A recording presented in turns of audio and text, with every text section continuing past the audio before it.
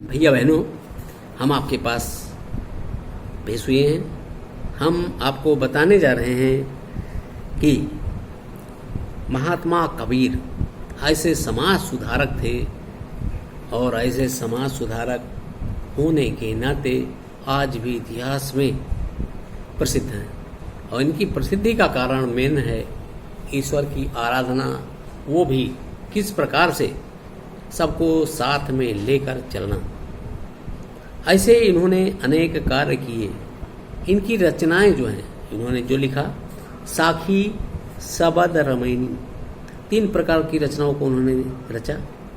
बताया जाता है कि कबीरदास जी पढ़े लिखे नहीं थे, फिर भी उन्होंने अपने उसमें जो लिखे हुए पद हैं उसमें बताया है कि मसी कागद छुयो नहीं, कलम गयो नहीं हाथ। यदि कबीरदास जी प्रमाणित रचनाओं और उनके शुद्ध पाठ का पता लगाना कठिन कार्य है, फिर भी इतना स्पष्ट है कि ये जो कुछ गा उठते थे उनके शिष्य उसे लिख लिया करते थे।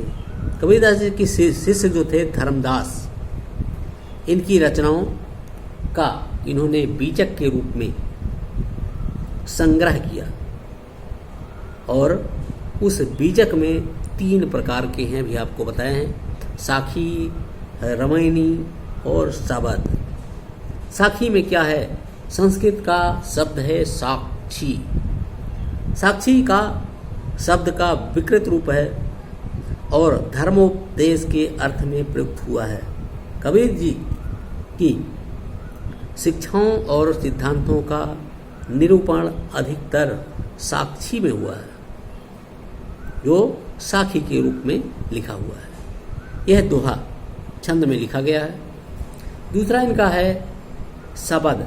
ये गे पद है, इसकी पूरी संगीतात्मकता विद्यमान है।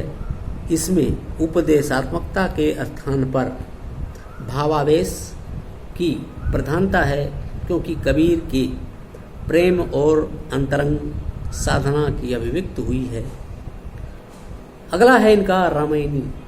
यह चौपाई एवं दोहा छंद में रचित है। इसमें कबीर के रहस्यवादी और दार्शनिक विचारों को स्पष्ट किया गया। इन्होंने क्या लिखा?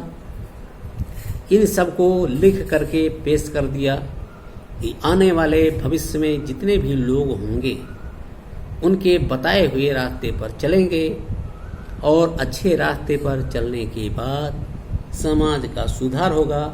और समाज का जब सुधार होगा तो सभी लोग किसी भी प्रकार का आपस में मतभेद नहीं करेंगे, बल्कि भाईचारा बनाकर रहेंगे। इन्हीं भाईचारा को कायम करने के लिए कबीरदास जी ने इन पदों की रचना की। वो चाहते थे कि मानो एक समान, एक मनुष्य जो है, सभी लोग एक हैं, केवल उनमें इंसानियत होनी चाहिए। इंसानियत के कारण ही मनुष्य हर जगह पूजे जाते हैं। जिसमें शैतानियत होती है वो हर जगह पूजे नहीं जाते, बल्कि तिरस्कृत होते हैं। इन्हीं तिरस्कार के कारण आदमी का क्या होता है? इतिहास में अच्छे लोगों की श्रेणी में उनका नाम नहीं रखा जाता है, बल्कि दुष्टों की श्रेणी में रखा जाता है। और अच्छे लोगों का नाम अच्छों की श्रेणी में रखा जाता है। बताया जाता है कि कबीरदास जी ने इनकी अपनी भाषाओं को इस प्रकार से बनाया कि इनकी भाषा, बताया जाता है कि पंचमेल खिचड़ी है, जो ब्रज भाषा की इसमें प्रधानता है। इनकी भाषा में अरबी, फारसी, भोजपुरी, पंजाबी, बुंदेलखंडी, ब्रज, खड़ी बोली आदि विभिन्न शब्दों भाषाओं के शब्द मिलते हैं। इनकी भाषा सधोकड़ी भाषा का ही रहती है। कबीर ने सहज सरस शैली में उपदेश दिए। यही कारण है कि इनका उपदेशात्मक शैली क्लिष्ट अथवा बोझिल है। इसमें सजीवता और स्वाभाविकता, स्पष्टता एवं प्रवाहमयता के दर्शन होते हैं। इन्होंने दोहा, चौपाई एवं पदों की शैली में बनाकर उनका सफलतापूर्वक प्रयोग किया।